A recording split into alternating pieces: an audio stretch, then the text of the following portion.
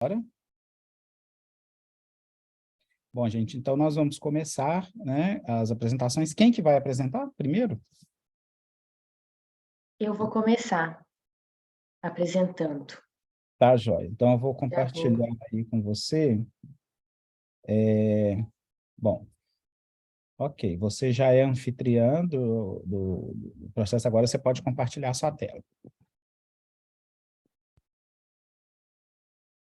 Você sabe fazer isso? Isso. Sei. Vê se apareceu aí.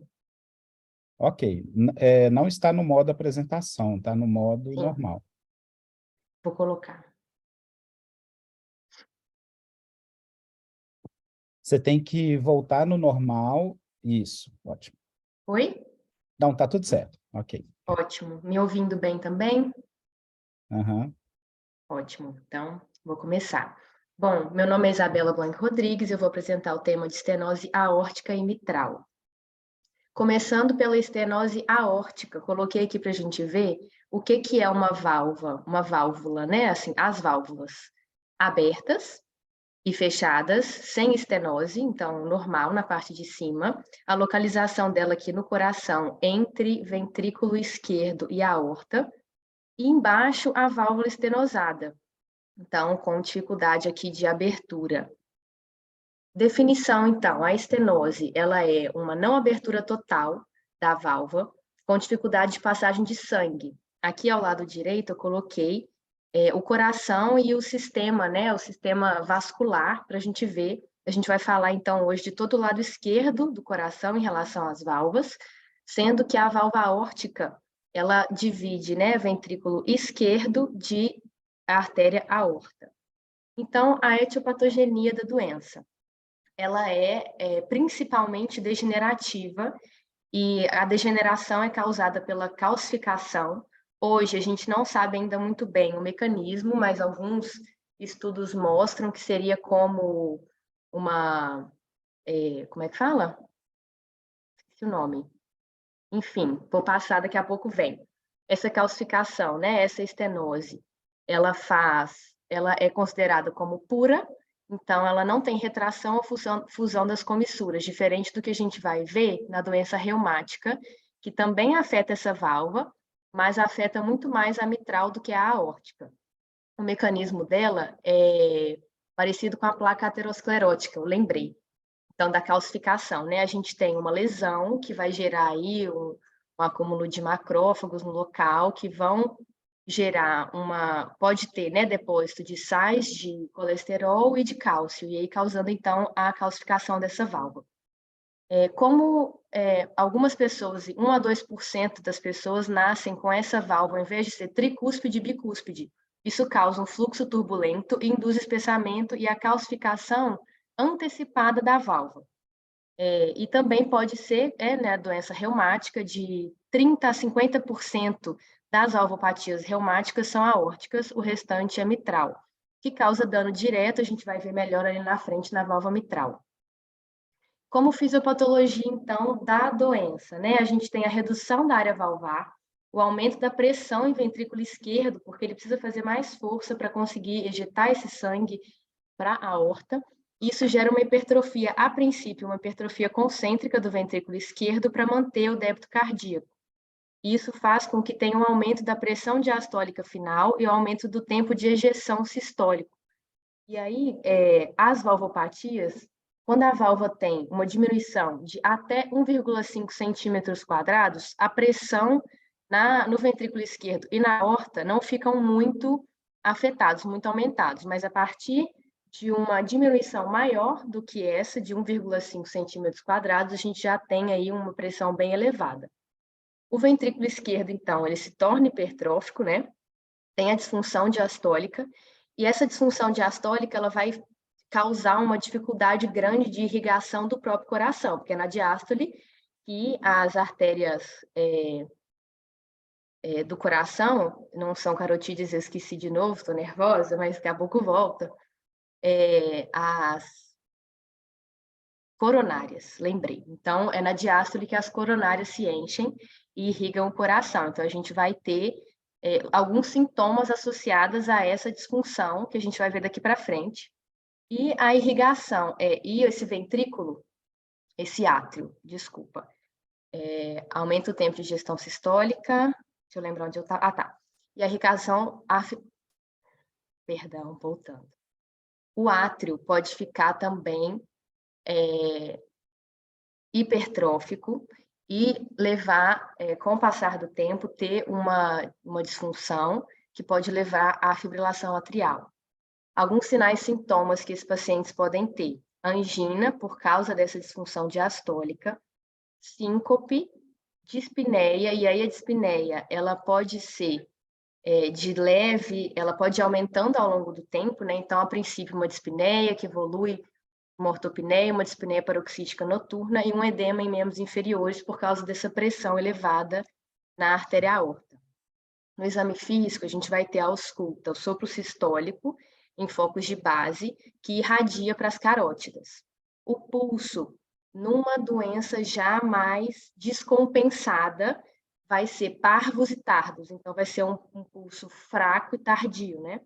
O ictus, se já houver uma dilatação desse ventrículo, desse ventrículo, o ictus vai estar dilatado, então ele vai estar afastado, né? Ele vai estar desviado infralateralmente e já vai ser sustentado, assim como a gente viu muitas vezes na prática.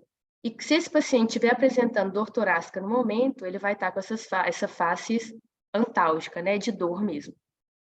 Aqui, em relação à classificação, ela pode ser uma estenose leve, moderada e grave. Vai variar de acordo com a velocidade do jato aórtico, e conforme essa doença vai piorando, essa velocidade vai aumentando, né? Aqui está na tabela, quem quiser ver os números certinhos. O gradiente médio também de pressão na válvula vai aumentando ao longo da progressão da doença, e a área valvar vai diminuindo. Agora, sobre a estenose mitral. Aqui tem um coração normal, né? E agora a estenose mitral, a gente já vai focar nessa válvula que é atrioventricular. Então, a dificuldade de abertura entre o átrio e o ventrículo. Aqui no normal, a gente vê o sangue passando direito. E a válvula com a estenose, o sangue tem dificuldade de passar. Agora, sobre a etiopatogenia, né? Ela é principalmente reumática. Então, a febre reumática, que é causada pelo Streptococcus beta-hemolítico do grupo A, que inicia, né? Essa é uma infecção que inicia como infecção de orofaringe. Em algumas pessoas, evolui para a doença reumática, que chega aí nas primeiras 2 a 4 semanas, já começa a doença reumática. Mas as sequelas cardíacas mesmo costumam aparecer a partir da 2ª, 3ª década após o evento. Então, é um processo que inicia inflamatório, então ele é mediado por anticorpos e linfócitos T. Esses anticorpos têm um mimetismo molecular com o coração e as articulações. O que isso quer dizer? Ao invés de atacar só a bactéria, ele ataca o nosso coração, as nossas articulações. E no coração, há esse espessamento dos folhetos, fusão de comissuras, depósito de cálcio, fusão e encurtamento das cordas tendíneas. Então, tem um acometimento bem importante da válvula. E, nesse caso, a estenose ela é muito vinculada à insuficiência mitral, porque o processo também vai gerar uma dificuldade de fechamento da válvula, né, causando também regurgitação em grande parte dos casos. Também pode ter calcificação degenerativa, como a gente viu na aórtica. Então, tem essa lesão textual com a ação dos macrófagos, depósito de cristais de colesterol e de cálcio. Também é muito causada por trombos de átrio esquerdo, que vão ali diminuir aquela área, e vegetações por endocardites, né, infecções ali. O aumento, aí o que acontece com esse coração? Tem um aumento da pressão atrial esquerda, então o gradiente pressórico ali fica positivo, ele era próximo de 0 ou 0, ele se torna positivo, o que faz com que tenha congestão dos vasos dali para cima, ou seja, os vasos que chegam ali, que são os vasos pulmonares, ficam congestos e causam uma hipertensão pulmonar. A gente vai ver algumas consequências da hipertensão pulmonar ali na frente. O átrio esquerdo, então, por ter que aumentar essa força, sofre hipertrofia e, com o passar dos anos, se não resolver esse problema, vai ter dilatação e remodelamento. E aí também aumenta muito a possibilidade, né, de ter fibrilação atrial por causa desse remodelamento. Os graus de dispneia que a gente vai ver por causa da congestão pulmonar, né, que vai gerar um acúmulo de líquido ali nos alvéolos, variam de acordo com a doença.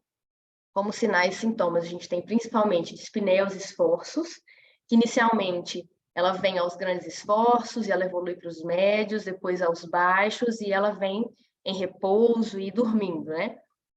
E também palpitações decorrentes da fibrilação atrial, quando ela existe também. No exame físico, a gente tem um sopro diastólico em focos de ponta, que reflui e reduz com a inspiração e exacerba com a expiração. A gente pode ter estalidos de abertura por causa da grande pressão ali no átrio. Quando a válvula consegue abrir, tem esse estalido de abertura.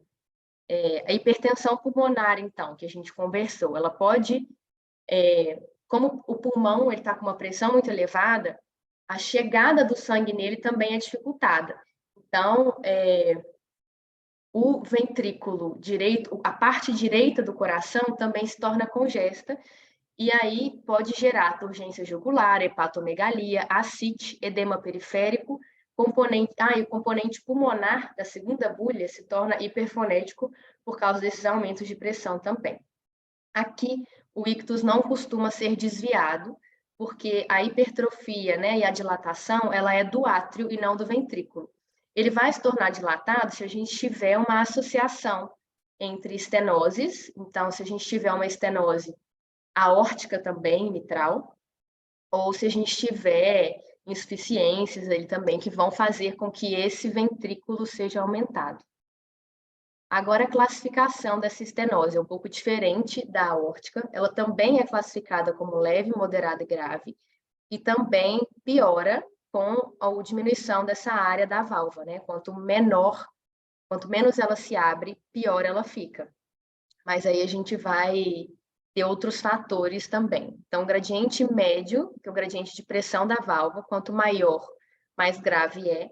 E a gente vê agora a pressão pulmonar. Então, a pressão sistólica arterial pulmonar, que conforme vai piorando a doença, ela também vai aumentando.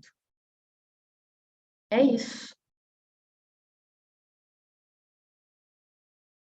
Muito bem. Fez uma ótima apresentação, slides bonitos, né? Muito Que bom. bom. E não precisa se preocupar, não. O nervosismo é assim mesmo. A gente vai, apresenta Sempre e tem. às vezes falha uma palavra, falha uma coisa que a gente está na cabeça.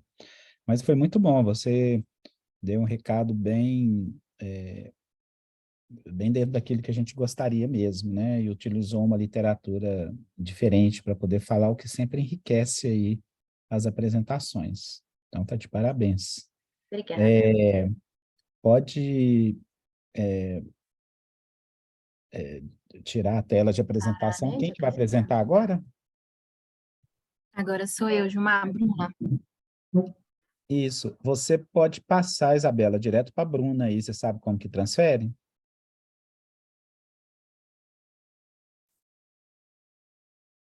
Não sei. Deixa eu ver se eu consigo achar aqui rapidinho. Você vai lá no participantes lá embaixo, aí vai aparecer o nome da Bruna, aí no canto do lado aí vai aparecer, na hora que você põe o mouse no nome da Bruna, vai aparecer dois boxes azul, aí o do lado, na hora que você clica, ele vai ter as opções de transferir de transferir. Mas deixa eu fazer aqui, pode deixar. Eu já recuperei Tá, aqui o ok. anfitrião, Ótimo, e obrigada. aí já passei para você, Bruna. Tá aparecendo minha tela já? Não, você tem que ir lá embaixo, no compartilhar, Ah, consegui. para Agora, eu acho que agora foi. Deixa eu ver. Tá Isso, está aparecendo? começando. Isso, apareceu. Espera aí que eu vou colocar agora em tela cheia. Foi? Foi. Ótimo, então. Meu nome é Bruna, sou acadêmica de medicina da PUC e vou apresentar hoje os temas de insuficiência coronariana e infarto. Eu coloquei aqui para você sobre a insuficiência coronariana. É definida na maioria das vezes como alterações obstrutivas ou não, que vão diminuir o fluxo de sangue para músculos cardíacos, ou seja, um desequilíbrio entre a oferta e o consumo de oxigênio para o miocárdio. Aí eu coloquei aqui para vocês um pouco sobre as causas desse desequilíbrio. O que pode estar causando isso? Com relação à diminuição da oferta, a gente pode ter queda de fluxo sanguíneo. Espera que eu tô nervosa. Em se tratando da diminuição da oferta, né, a gente pode ter a queda de fluxo sanguíneo coronário por diminuição da luz de artérias coronárias. Temos também o aumento da resistência do leito da microcirculação coronariana do fluxo de sangue. E, espera que eu me perdi. O aumento da resistência do leito da microcirculação coronariana ao fluxo de sangue. Com relação ao aumento de oxigênio pelo miocárdio, a gente tem taquicardias, como um exemplo, e hipertensão arterial sistêmica. Além disso, também, esse desequilíbrio ele pode ser causado ainda por uma combinação desses dois fatores. A fisiopatologia. Quanto à fisiopatologia, para algumas referências que eu usei na apresentação do trabalho, eu percebi que tinha algumas divergências, então eu escolhi a de Florenzano, 2000. A fisiopatologia consiste na deficiência de irrigação miocárdica, que pode ser ocasionada aí pela diminuição da luz ou do diâmetro interno de uma ou de mais artéria coronária. Essa diminuição do diâmetro interno ela pode ser explicada devido ao depósito de colesterol na camada média da artéria.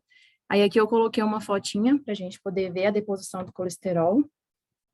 Coloquei aqui embaixo também, à medida que o coração vai sofrendo com essa deposição, a angina, o infarto do miocárdio, a hipertrofia ventricular esquerda, insuficiência cardíaca, um AVC, insuficiência renal e a doença vascular periférica. Com relação à fisiopatologia, né, tendo em vista a fisiopatologia, ela é reconhecidamente importante na participação de múltiplos fatores de risco. Isso vai implicar diretamente na gênese aí da progressão e ocorrência de alguns eventos cardiovasculares futuros. Então, eu separei alguns fatores de riscos importantes. Aí, dentro desses fatores de riscos, eu ainda separei entre não modificáveis e os modificáveis. Os não modificáveis, a gente pode ter a idade, o sexo, a história familiar positiva do paciente.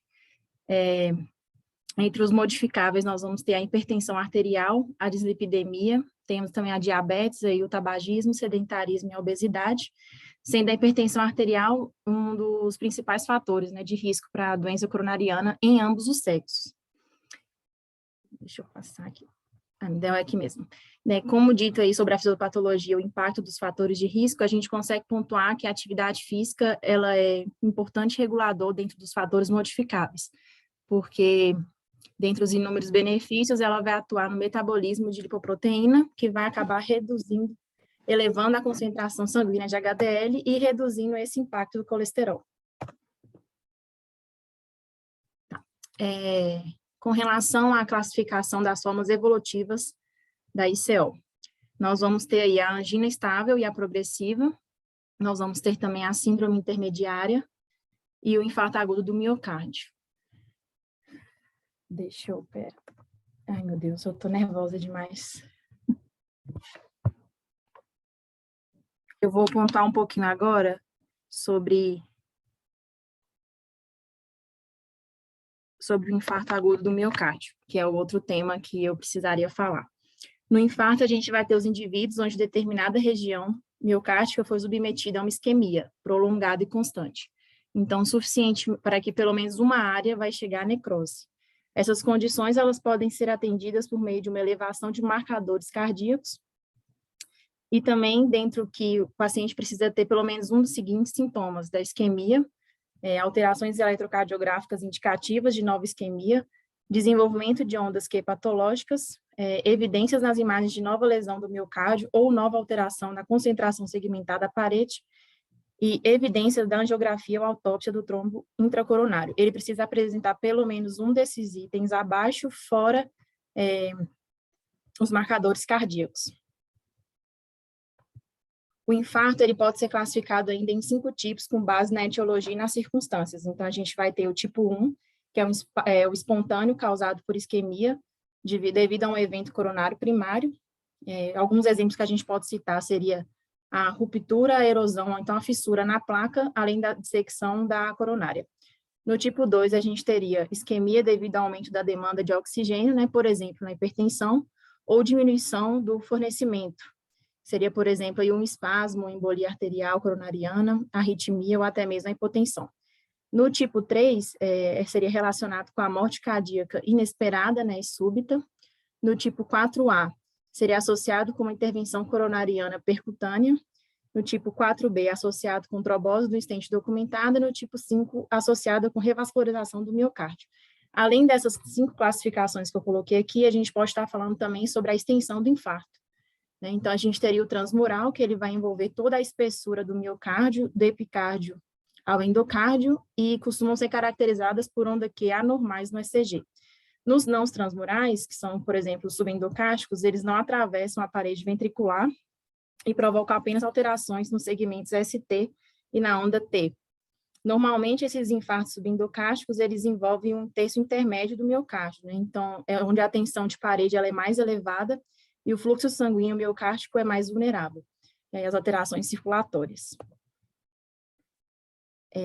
Como a profundidade também do transmural da necrose, ele não pode ser determinado clinicamente com precisão, os infartos, eles geralmente são classificados como IMST, IMCST ou IMSST, pela presença ou ausência da elevação do segmento ST ou ondas Q no eletro. A extensão do miocárdio destruída, ele pode ser aproximadamente estimada pela amplitude e duração do aumento de enzimas, pelos níveis máximos também das troponinas mais dosadas. Com relação aos sinais e os sintomas que o paciente pode apresentar, né, os sintomas do infarto SST e do CST, eles vão ser os mesmos. Dias ou semanas antes do evento, cerca de 2/3, mais ou menos, dos pacientes desenvolvem sintomas iniciais, incluindo uma angina instável, crescente, falta de ar e fadiga. Geralmente, o primeiro sintoma do infarto é a dor substernal, visceral e profunda. Ela é descrita normalmente como uma dor em pressão, irradiada para o dorso, pode irradiar também para a mandíbula, para o braço esquerdo ou direito, para os ombros também, ou todas essas áreas. E a dor é semelhante à angina do peito, só que geralmente ela é mais grave, né, e tem uma duração maior. Frequentemente, esses sintomas eles podem ser acompanhados também de dispneia, de náuseas e vômitos, pode ser aliviado um pouco ou apenas temporariamente com repouso. Tem também 20% dos pacientes que apresentam infartos silenciosos. Além disso, a gente pode estar encontrando uma pele pálida, fria, diaforética. A gente pode encontrar também uma cianose central ou periférica. Podemos ter um pulso do paciente filiforme e a pressão arterial ela pode ser variável, embora inicialmente muitos pacientes desenvolvam um grau de hipertensão durante a dor. E, em geral, as bolhas cardíacas elas são distantes e quase sem exceção a gente consegue fazer a ausculta da B4. Podemos fazer a ausculta também de um sopro sistólico suave no ápice.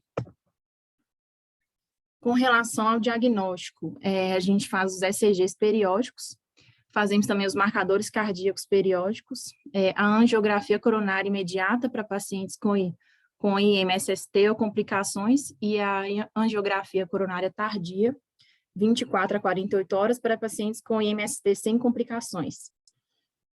A avaliação ela começa com o ECG inicial, seriado e dosagem seriadas dos marcadores cardíacos, né, para ajudar a gente a diferenciar a angina instável do infarto do miocárdio, com elevação do segmento ST, e do infarto do miocárdio sem elevação do segmento ST, porque essa distinção ela vai ser a base da estratégia da decisão porque os fibrinolíticos eles podem beneficiar os pacientes, quando eles têm a elevação do segmento, mas eles podem também aumentar o risco dos portadores de IMSST.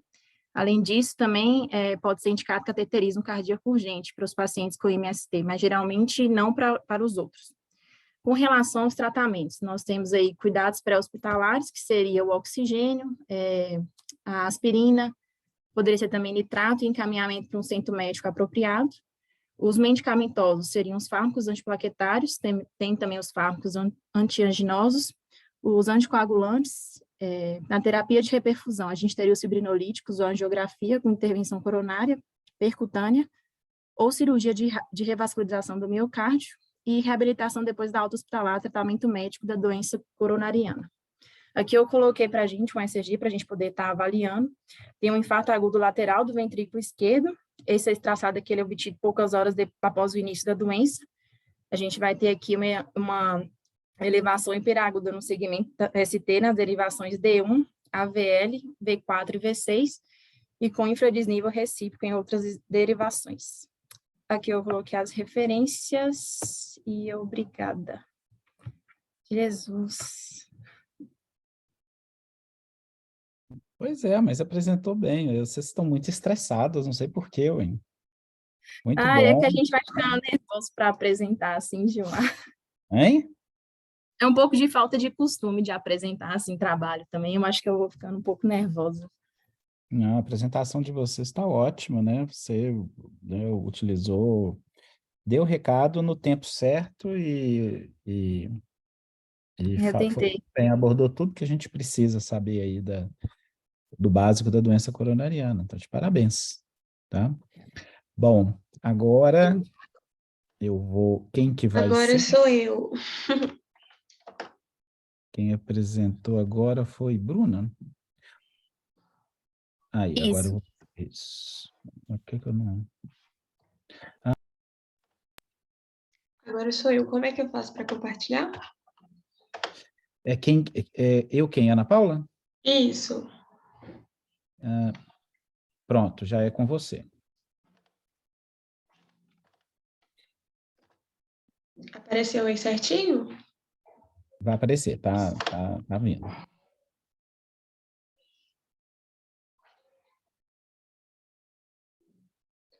Tá abrindo, acho que deu uma travadinha, mas uma hora vai.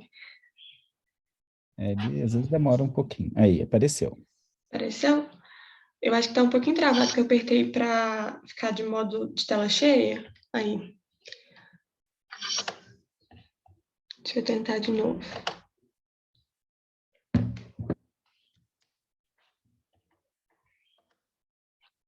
Ixi, será que travou? Ainda estão vendo a página? Estamos vendo. Tá dando Tá a página página assim. sem resposta. Agora acho que foi. Foi. Agora tá bom. Mas espera aí que agora... Aí, Isso. Tá dando para ver certinho agora? tá joia. Pode começar. Então, meu nome é Ana Paula e hoje eu vou falar um pouquinho sobre a síncope.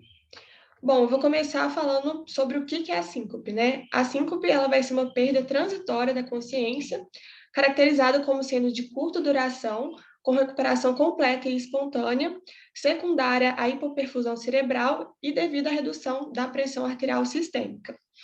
É importante a gente lembrar que toda síncope, ela vai ter a perda de consciência, mas nem toda perda de consciência vai ser uma síncope, né? Tem outras razões que podem levar a essa perda de consciência. No caso, as síncopes, elas vão ser classificadas em 3 grupos, sendo eles as síndromes reflexas, que pode ter causa vagal ou outras causas, as síndromes por hipertensão ortostática, que podem ser imediatas ou tardias, e síndromes cardíacas, que podem ter como causas arritmias ou uma causa estrutural. Falando primeiro sobre as síncopes reflexas. Elas vão ser originadas por alterações indevidas na frequência cardíaca e na pressão arterial mediadas por reflexos neurais. Dentre elas, a mais comum vai ser justamente a síncope vasovagal. O que vai acontecer é que o reflexo vagal ele vai causar uma bradicardia e uma hipotensão, provocando ali a perda de consciência. É importante a gente lembrar que existem alguns prodromos que podem ocorrer alguns segundos antes da manifestação dessa síncope. Alguns exemplos podem ser tonturas, náuseas, vômitos, sensação de calor e sudorese. E a gente também tem outros exemplos que causam a síncope reflexa, como, por exemplo, a síncope situacional, que pode ter gatilho dos reflexos neurais, como, por exemplo, o medo, a ansiedade, a tosse, pulsão venosa e até mesmo o ato ali de urinar. E a síncope por hipersensibilidade do seio carotídeo, que ela vai resultar de uma ativação vagal ali, ou, na verdade, uma inibição simpática, que leva a uma bradicardia e a uma vasodilatação. Bom, no caso da hipotensão postural, a definição vai ser a diminuição de no mínimo 20 milímetros de mercúrio na pressão arterial sistólica ou de 10 na pressão arterial diastólica, depois do indivíduo passar de uma posição que ele está sentado ou deitado para de pé. E aí o que acontece? Quando o paciente ele fica em pé, o sangue ele vai ser deslocado por conta da gravidade para a metade inferior do corpo, por conta da diminuição do retorno venoso. E aí, com isso, o sistema nervoso simpático ele vai ser ativado com uma redução concomitante na atividade parasimpática. E aí isso vai levar a um aumento da frequência cardíaca, da resistência vascular periférica, do débito cardíaco e também da pressão arterial. E aí, caso a resposta compensatória ela não é suficiente, a pressão ela não vai ser ajustada, a perfusão cerebral vai ser prejudicada e aí vai acontecer a síncope. Como eu falei antes, ela pode ser imediata ou tardia, né? No caso da imediata, ela vai passar em alguns segundos, geralmente 10, 20 segundos, após essa mudança de postura, enquanto a tardia, ela vai ocorrer de 1 a mais minutos após essa mudança de postura. No caso, a imediata, ela acaba sendo um pouco mais perigosa, porque o indivíduo, ele provavelmente não vai estar preparado ali, né, para proteger dessa queda que a síncope vai causar. Por último, a gente tem as síncopes cardíacas, que elas vão ter como causa principalmente as arritmias, sejam elas bradicardia, taquicardia ou bloqueio atrioventricular, que vai impedir ali a manutenção do débito cardíaco adequado, né? As arritmias mais comuns vão ser a bradicardia sinusal grave, que vai ter menos de 40 batimentos por minuto durante a vigília, bloqueio sinoatrial ou pausa sinusal maior que 3 segundos. Perdão, que agora eu fiquei um pouco nervosa também. Bloqueio atrioventricular de 3º grau, bloqueio atrioventricular intermitente, taquicardia ventricular sustentada e também taquicardia supraventricular. Uma outra causa da síncope cardíaca vai ser a cardiopatia estrutural. E aí, desse grupo, as mais comuns vão ser a estenose aórtica, seguida pela cardiomiopatia hipertrófica. Lembrando que essas cardiopatias estruturais elas vão estar mais relacionadas com a morte súbita. No caso da síncope por estenose aórtica, ela vai ser vista em pacientes com um alto grau de estenose e submetidos a exercício físico, uma vez que vai gerar ali uma incapacidade de aumentar o débito cardíaco frente às necessidades metabólicas aumentadas ali por conta do exercício. E no caso da cardiomiopatia hipertrófica, mais ou menos 25% dos pacientes vão ter essa cardiomiopatia hipertrófica, que tem essa cardiopatia, na verdade, eles vão ter a síncope. E vai estar relacionado ali à obstrução dinâmica da via de saída do ventrículo esquerdo, do coração. No caso, né, como é que a gente vai descobrir o que acontece nessa síncope?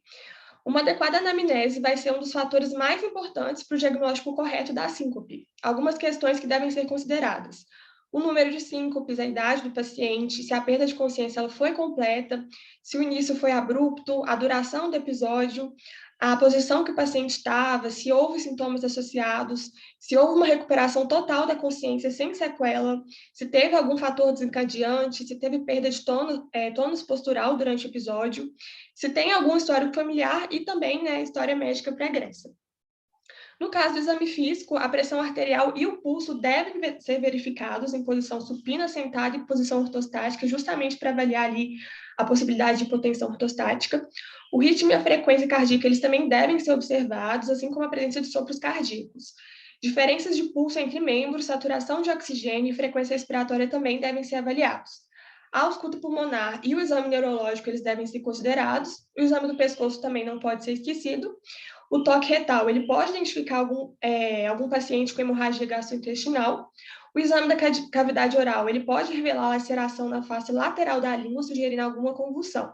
No caso, eu coloquei de uma forma geral, mas obviamente a gente não vai ter que fazer esse exame físico todo em todos os pacientes, né? Como eu falei, alguns pontos ali, eles devem ser verificados e alguns outros podem ser verificados de acordo com o quadro do paciente. Uma curiosidade é que a diretriz da Sociedade Europeia de Cardiologia, ela recomenda também a massagem do seio carotídeo para o diagnóstico de hipersensibilidade do seio carotídeo em pacientes com mais de 40 anos, que vão ali apresentar uma síncope de origem desconhecida. E aí o diagnóstico ele vai ser feito quando tiver uma pausa maior que 3 segundos ou uma redução de pressão arterial sistólica de 50 milímetros de mercúrio. A presença, no caso, vai ter algumas contraindicações para essa massagem, que vão ser a presença de sopro carotídeo, que pode indicar a presença de placa ateromatosa, ou então uma história prévia de AVC ou AIT nos últimos 3 meses. Quando características clínicas de alto risco de eventos graves em curto prazo estão presentes no paciente, a avaliação e o tratamento precoce eles vão ser indicados. Como exemplo dessas características, a gente pode citar clínica ou ECG sugerindo arritmia, sendo essas sugestões a síncope durante esforço ou em posição supina, palpitações no momento da síncope, bloqueio atrioventricular de segundo ou terceiro grau, bloqueio de ramo direito ou esquerdo alternantes, bradicardia persistente com batimento por minuto menor que 40, ECG com precitação QRS, elevação do segmento ST nas derivações V1 e V3, que no caso é a síndrome de Brugada, taquicardia ventricular ou taquicardia supraventricular paroxísticas, ondas T negativas nas derivações precordiais direitas e potenciais ventriculares tardios, sugerindo cardiomiopatia arritmogênica do ventrículo direito. Além disso, histórico familiar, né, de morte súbita, ou uma comorbidade importante, como, por exemplo, anemia severa ou algum distúrbio eletrolítico. Como exames, a gente tem o eletrocardiograma, que ele deve ser realizado em todos os pacientes com síncope, o ecocardiograma bidimensional, que é mais útil em pacientes com uma síncope inexplicada, histórico cardíaco prévio ou ECG anormal, o teste ergométrico, que ele vai avaliar pacientes com uma doença cardiovascular, especialmente naqueles pacientes com uma síncope inexplicada ou com síncope durante ou após algum exercício físico. O Holter, que ele vai ser indicado quando tiver uma probabilidade de identificar uma arritmia associada a uma síncope. O TILT teste, que vai ser usado para confirmar a suspeita de síncope neuromediada na ausência de doença cardíaca estrutural ou isquemia. E, por último, a eletrofisiologia, que ela vai ser indicada em uma doença arterial coroniana, síncope, fração de ejeção menor que 35 e miocardiopatia não isquêmica, para avaliar ali um potencial quadro de arritmia grave ou um risco de morte súbita, né? No caso do tratamento, o tratamento ele vai variar de acordo com o tipo de síncope. Na síncope vasovagal, o paciente ele vai ser informado sobre a benignidade da condição, além de evitar possíveis gatilhos, né, de novos episódios. Manobras de contrapressão, eles vão ser ensinados ao paciente. Na síncope ortostática, essas manobras elas também vão ser ensinadas para o paciente, nessas manobras de contrapressão, e também é importante indicar para o paciente que ele deve sempre se manter hidratado. Como o uso inadequado de algumas medicações, como, por exemplo, diuréticos, também são causas comuns de síncope ortostática, a gente deve rever as medicações do paciente e retirar ali alguma medicação suspeita, substituída por alguma outra que julgar conveniente, caso necessário. E, por último, na síncope cardíaca, a menos que o paciente esteja sobre um risco iminente de morte, a gente vai investigar. A investigação deve mirar em descobrir qual que é a doença cardíaca causadora da síncope. Sendo a arritmia, o paciente pode ser tratado com marca-passo, no caso de bradicardia, ou cardiodesfibriladores implantáveis, no caso de taquiarritmia. No caso de risco à vida, como, por exemplo, numa situação de AVC, de dissecção aórtica ou símile, o foco ele vai ser em preservar ali a vida do paciente com as medidas imediatas de suporte. Essas foram as referências que eu usei, e é isso. Obrigada. Ok, muito bom. Você abordou bem aí as causas da síncope, as principais causas, os fatores de preocupação quando surgem na história, a gente tem que ficar atento o que fazer, né, com o paciente, né? E, enfim, muito bom. Obrigada. Quem que vai apresentar agora? Agora sou eu. Fernanda. Muito bem. Pronto, Fernanda, você já é anfitriã, pode preparar a sua apresentação.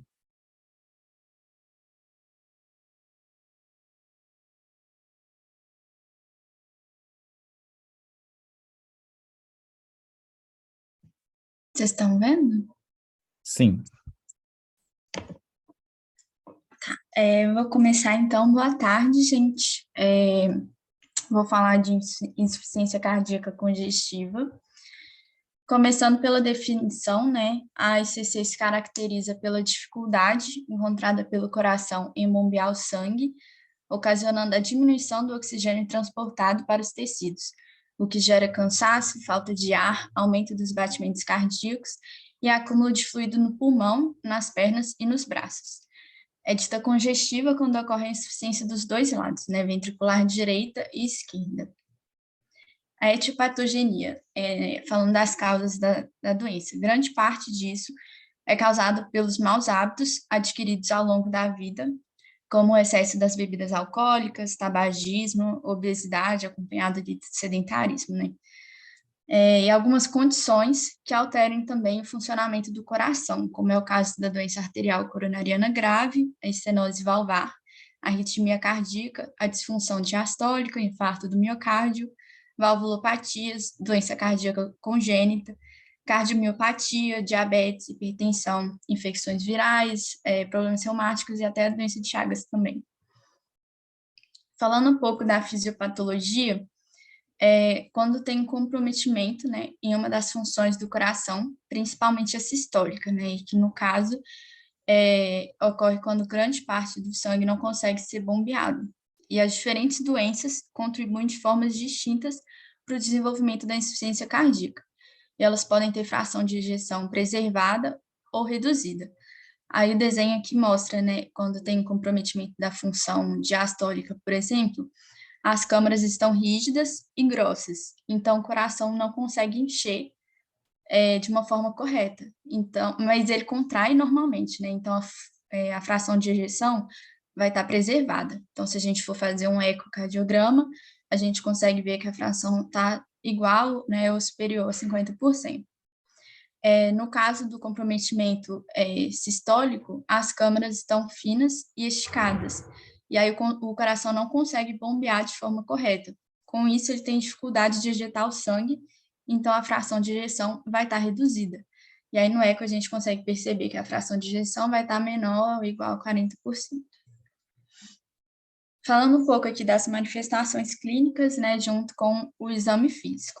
Então, no exame físico, a gente vai fazer o exame físico completo, crânio caudal, ver o estado geral do paciente, o nível de consciência, as faces, pele, como que está a perfusão periférica, estado de hidratação, sinais vitais, o biotipo do paciente, e aí começar a analisar, por exemplo, o ictus cordis, né? A gente vai palpar e vai perceber que ele vai estar difuso, sustentado, deslocado lateralmente.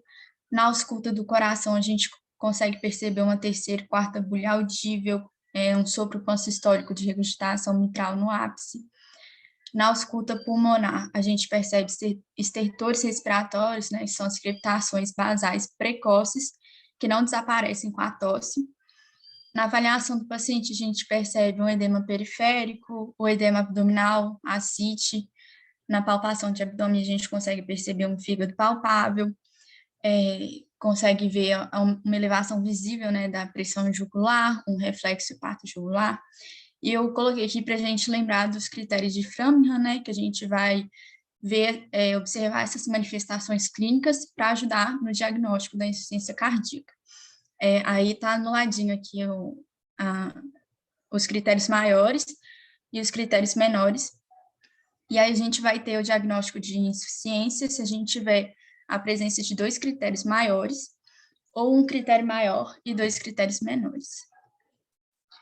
Falando um pouco da classificação da insuficiência cardíaca, de acordo com a classificação funcional da New York Heart Association, a insuficiência cardíaca é dividida, né, nas classes de 1 a 4, dependendo da gravidade dos sintomas e da limitação da atividade física.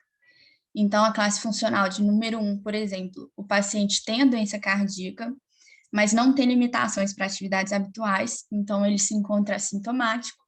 Na classe funcional 2, o paciente tem sintomas com atividades habituais e uma limitação leve, e aí ele vai ter dispneia aos moderados esforços.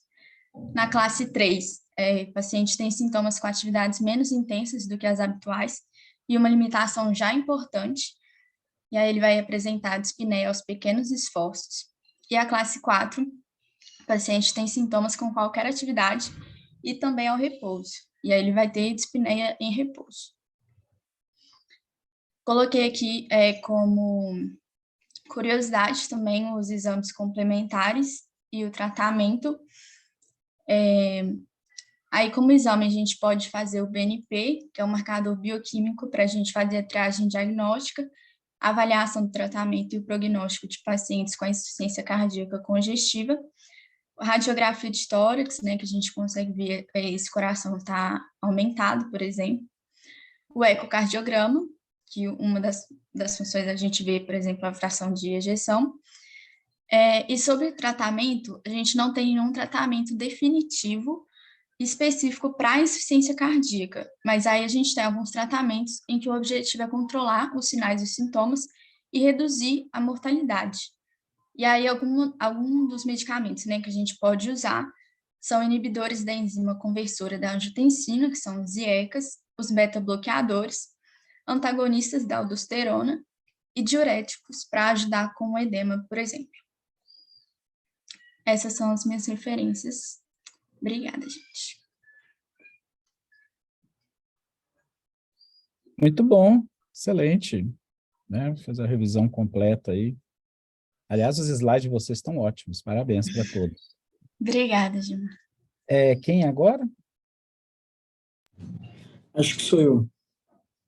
Ok, Thiago. Tudo bom? Joia, você está agora como anfitrião, pode preparar a apresentação. Tá, deixa eu só ver como é que eu faço, porque eu nunca sei compartilhar a tela nesse trem. Você vai lá embaixo, tem um ícone verde de compartilhar a tela.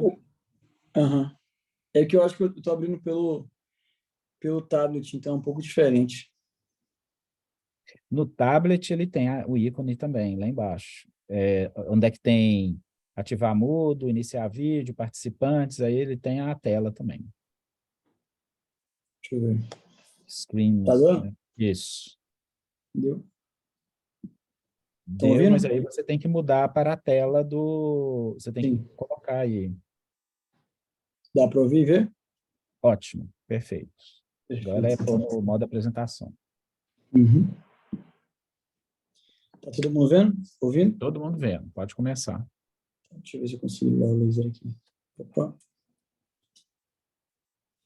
É assim o laser mesmo. Bom, eu sou o Thiago Coelho, né, Sistemologia e Cardiologia, professor Gilmar, eu vou falar hoje sobre insuficiência aórtica. Vou falar sobre dois temas, né, sobre as valvulopatias. Vou falar sobre a insuficiência aórtica e a insuficiência mitral. Bom, primeiro, o que seria uma valvulopatia? Valvulopatia seria um conjunto de enfermidades, de situações, em que você compromete o funcionamento funcional de uma válvula, o funcionamento normal de uma válvula. Aqui, primeiramente, nós vamos falar da insuficiência aórtica, que seria essa válvula aqui. Posteriormente, vamos falar da mitral. Bom, o que seria uma insuficiência aórtica? Basicamente, são fatores que possam prejudicar o funcionamento dela, funcionamento no sentido dela fechar totalmente. Então, uma válvula aórtica funcional, ela estaria totalmente fechada, impedindo, né, o refluxo de sangue de volta ao ventrículo esquerdo.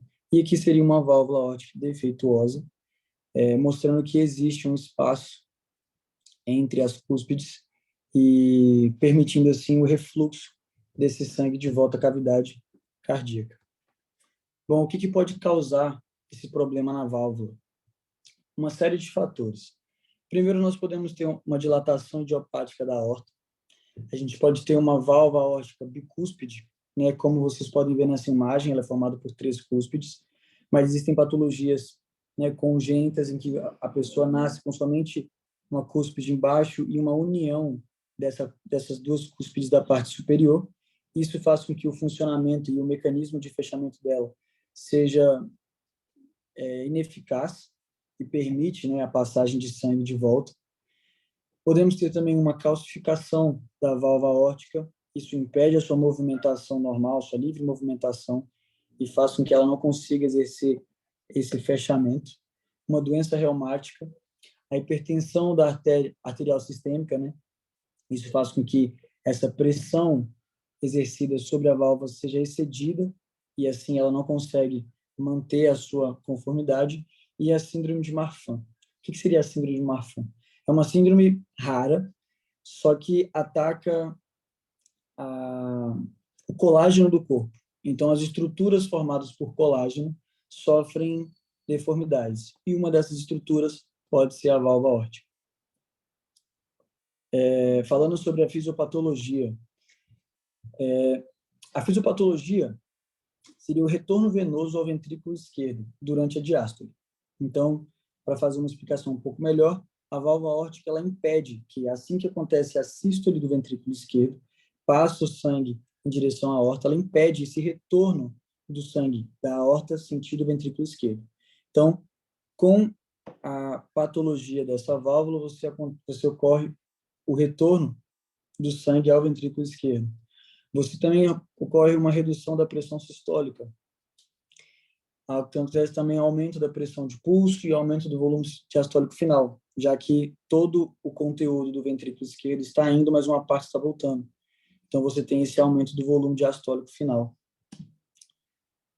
Quanto aos sinais e sintomas, a gente tem os sintomas de insuficiência cardíaca. Então, nós vamos ter ortopneia, dispneia ao esforço, angina noturna, o pulso em martelo d'água, aquele que ele começa muito rápido, ele começa forte e termina abruptamente. E por conta desse acúmulo do sangue, né, da regurgitação do sangue ao ventrículo esquerdo, você tem um ictus desviado à esquerda também. O diagnóstico dessas valvulopatias, geralmente você faz pelo exame físico e pela anamnese, pelas descrições do paciente, histórico familiar. Então, no exame físico, é possível fazer, através da ausculta, você vai prever um sopro diastólico. O eletrocardiograma, ele também é necessário para você ver se há um aumento da cavidade do ventrículo esquerdo, por mais que ele seja inespecífico, porque outras patologias também podem causar isso. Mas o eletrocardiograma vai ver se há um desvio e um aumento da cavidade. O ecocardiograma, ele é o melhor para se ver isso. Também pode ser pedido uma radiografia de tórax para ver o desvio cardíaco na radiografia e uma ressonância magnética e a angiotomografia de aorta torácica. E agora eu falo sobre a insuficiência mitral. A insuficiência mitral vai ser uma outra patologia dessa válvula, que causa também uma regurgitação. A regurgitação, nesse caso, como vimos na insuficiência aórtica, seria a volta do sangue da aorta para a cavidade do ventrículo esquerdo. Nesse momento, na insuficiência mitral, é o contrário, em que eu tenho o ventrículo esquerdo com o regurgitamento do sangue de volta para o átrio esquerdo, já que a válvula mitral, que seria essas duas cúspides aqui, com as cordas tendíneas, elas não fecham. E uma vez que ocorre a sístole, esse sangue vai tanto para a aorta quanto ao átrio esquerdo, já que existe uma quebra dessa funcionalidade aqui. O que pode causar a insuficiência mitral? Primeiramente, uma estenose mitral, um estreitamento, então não consegue realmente fechar de forma funcional. Nós podemos ter a ruptura do músculo papilar, que seriam esses dois músculos aqui. Então, causaria uma insuficiência mitral. Então, a ruptura dos músculos papilares, a ruptura das cordas tendíneas, era para ter um asterisco aqui, perdão. Então, a ruptura das cordas tendíneas também causaria com que não fechasse direito a válvula. Um traumatismo torácico também pode causar ruptura tanto das cordas tendíneas ou uma lesão desse músculo papilar, fazendo com que aconteça uma insuficiência mitral. Uma febre reumática e uma miocardite. Quanto à fisiopatologia, primeiro você vai ter uma dilatação gradual do átrio esquerdo, uma vez que esse sangue está sendo toda vez ejetado à aorta, mas está sendo regurgitado para o átrio esquerdo, você vai ter uma adaptação do coração e ele vai gradualmente aumentando essa câmara do átrio esquerdo. Então, uma dilatação gradual do átrio esquerdo. Nós vamos ter também uma dilatação e uma hipertrofia do ventrículo esquerdo de forma excêntrica, ou seja, de forma para fora da cavidade cardíaca. O edema pulmonar. O edema pulmonar, ele vai ser uma consequência da insuficiência mitral, uma vez que esse sangue que está acumulado no átrio esquerdo vai chegar em um certo ponto em que, ao vir o sangue das veias pulmonares, ele encontra uma cavidade com um volume sanguíneo ali dentro, e isso vai causando um edema de todo o percurso sanguíneo do pulmão até o coração.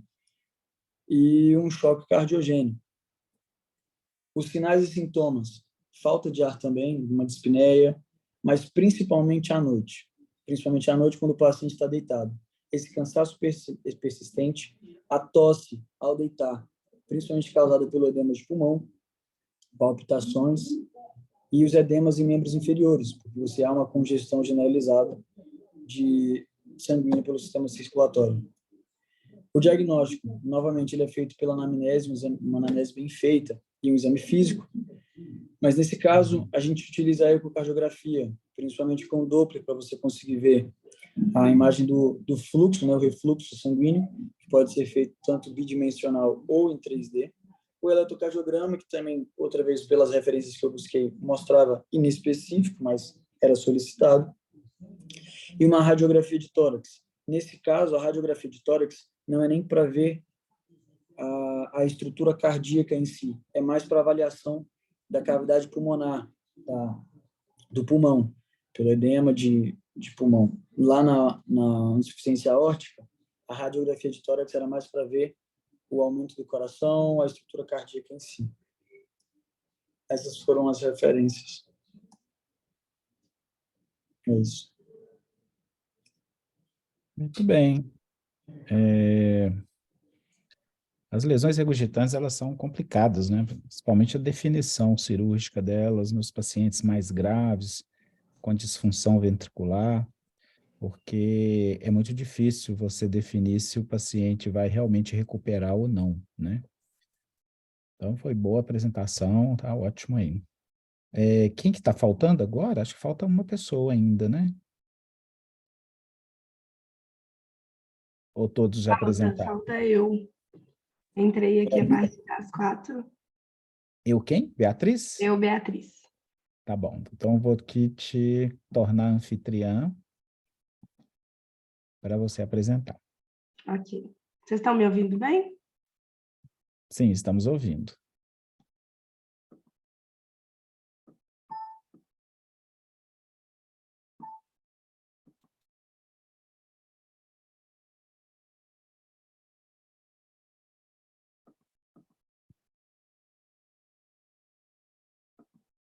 Você sabe passar para... Aham. Tá.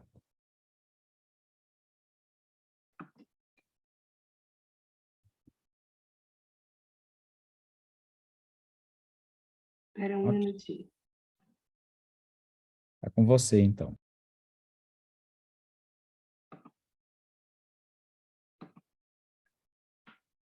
Saiu aí? Estava aparecendo, agora desapareceu. Ah, tá.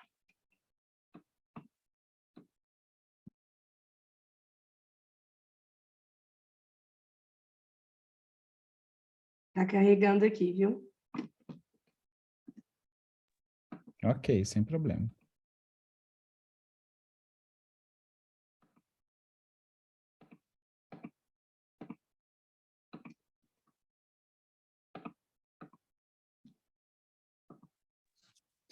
Bia, se der ruim, eu posso compartilhar para você, se você quiser.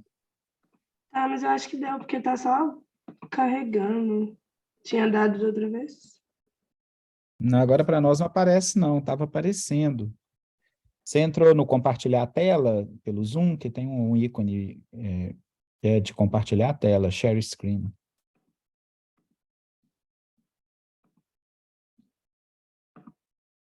Aí, Isso, conseguem ver? tá ótimo. Ok, então vamos começar. Eu vou falar a respeito das bolhas cardíacas, iniciar agora para vocês. As bolhas cardíacas são sons emitidos pelo coração durante o ciclo cardíaco, no momento do fechamento das válvulas ventriculares. Nós temos, inicialmente, duas bolhas fisiológicas, que são B1, resultante do fechamento das válvulas atrioventriculares, e B2, resultante do fechamento das válvulas semilunares. Para a primeira bolha, existem dois componentes que a determinam. Ambos são compostos de vibrações de alta frequência e eles ocorrem com uma diferença de 30 milissegundos entre si. É imperceptível, quase imperceptível. O primeiro componente é a tensão e a desaceleração abrupta da válvula mitral durante o fechamento. E depois, a desaceleração súbita do sangue, que é determinada pela tensão que a válvula tricúspide é submetida durante o fechamento dela. Esses dois componentes juntos determinam a primeira bolha cardíaca e marcam o início da sístole ventricular.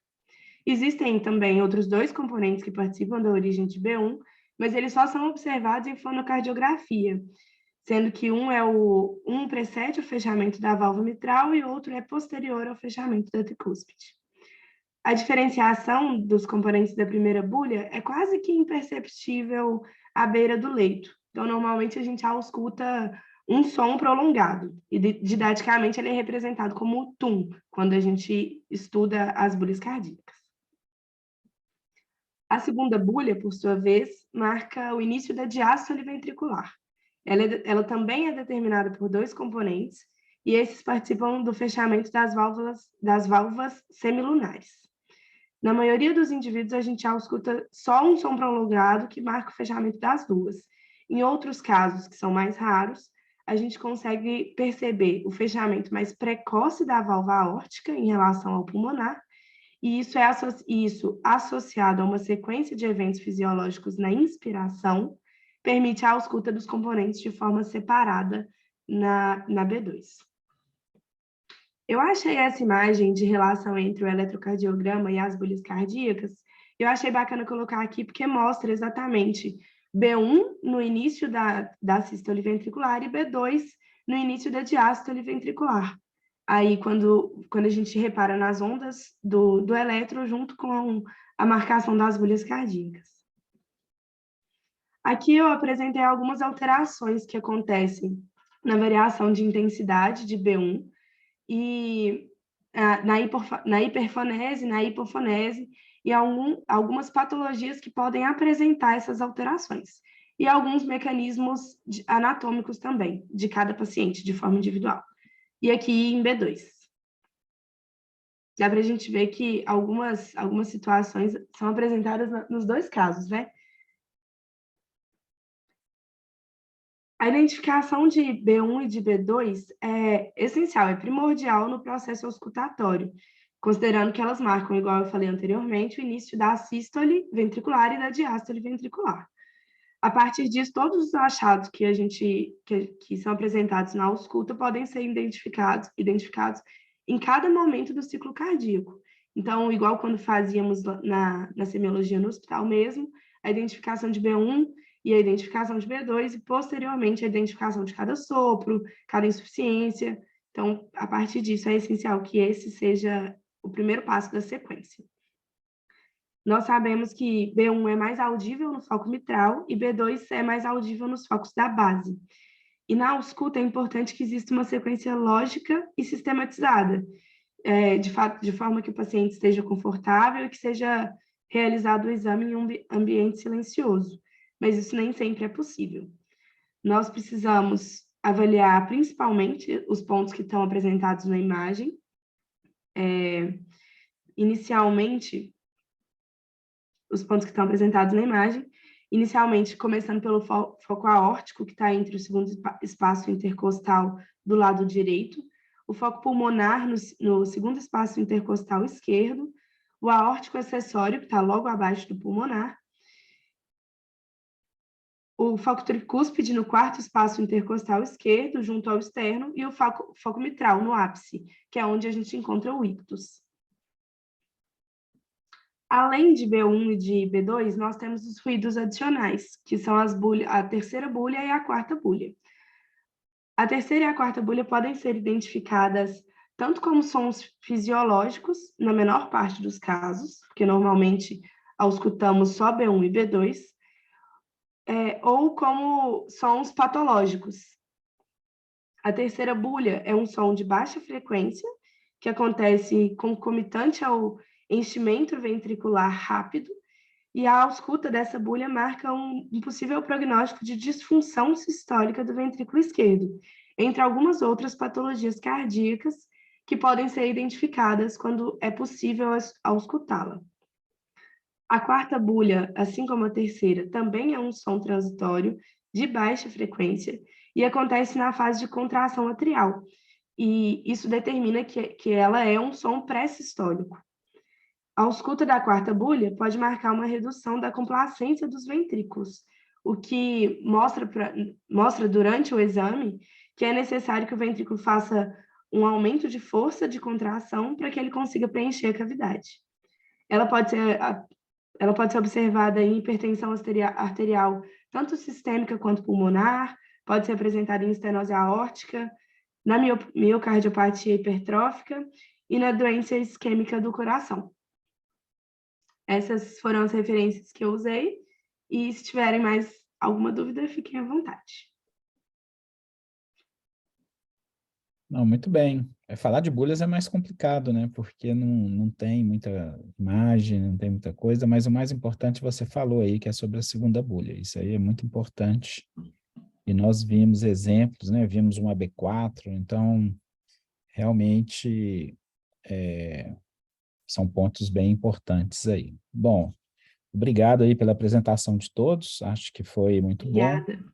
E eu vou disponibilizar o link para vocês assistirem, tá? Em breve, eu vou colocar no meu canal de YouTube, mas ela fica reservado, ninguém tem acesso, não. E aí eu vou compartilhar para vocês, tá bom? Ótimo. Tudo de bom para Combinado. vocês. Fiquei muito Combinado, feliz aí professor. de ter vocês como alunos, alunas e aluno, né? Boa sorte aí na prova que é daqui. A prova é daqui 2 semanas, né? Eu acho que é daqui umas 3 semanas. 3, 4 Vai semanas. demorar um pouquinho ainda. Tá. Não, pois é.